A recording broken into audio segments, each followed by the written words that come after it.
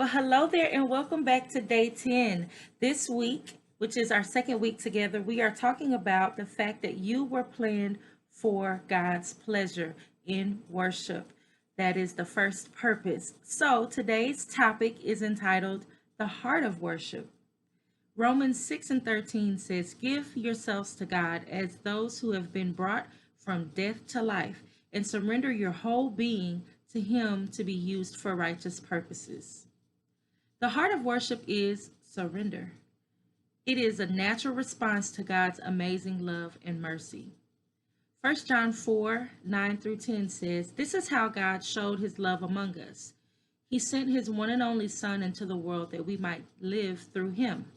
This is love, not that we loved God, but that he loved us and sent his Son as an atoning sacrifice for our sins." Romans 5 and 8 says, "God proves his love for us in that while we were still sinners, Christ died for us."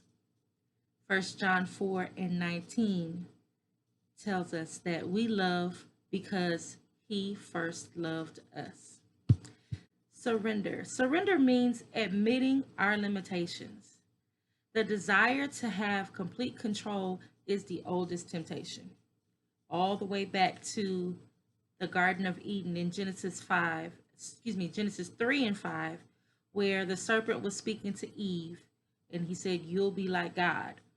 Okay, so it's a trick. Of course, we can't be like God, but we have to admit that we're not like God and that we have limitations and God has none.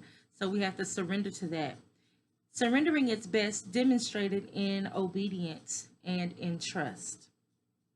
Luke 1:38 says, "I am the Lord's servant, and I'm willing to accept whatever he wants."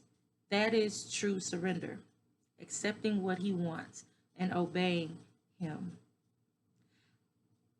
After a night of fishing, Peter modeled what surrender looks like when Jesus told him to try again.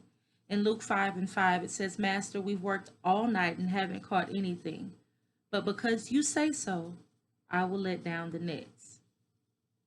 That is the ultimate act of surrender when you don't really want to and it doesn't make sense. I'm sure you can remember times where God asked you to do something that was like, "What? I don't want to do that," or "That doesn't make sense," but you do it anyway, like Peter did in this passage. He said, "We're tired. We worked all night. But just because you said, I'm going to go ahead and do it."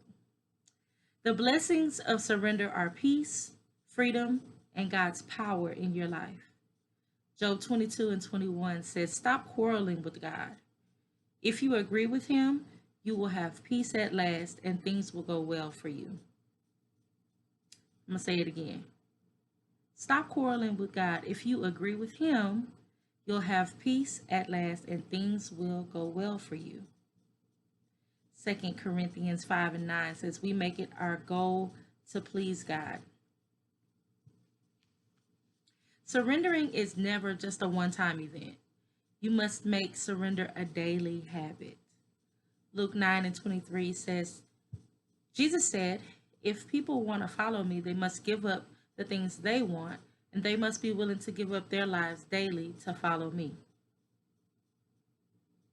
Matthew 6:19 and 21 says, "Do not store up for yourselves treasure on earth, where moth and rust destroy, and where thieves break in and steal, but store up for yourself treasures in heaven, where moth and rust do not destroy, and where thieves do not break in and steal. For where your treasure is, there your heart will be also." So to wrap up, today we're talking about a heart for worship. Worship is surrendering and responding to God's amazing love and mercy.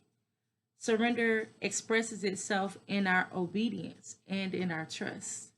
When we surrender, we get to have peace, freedom, and God's power.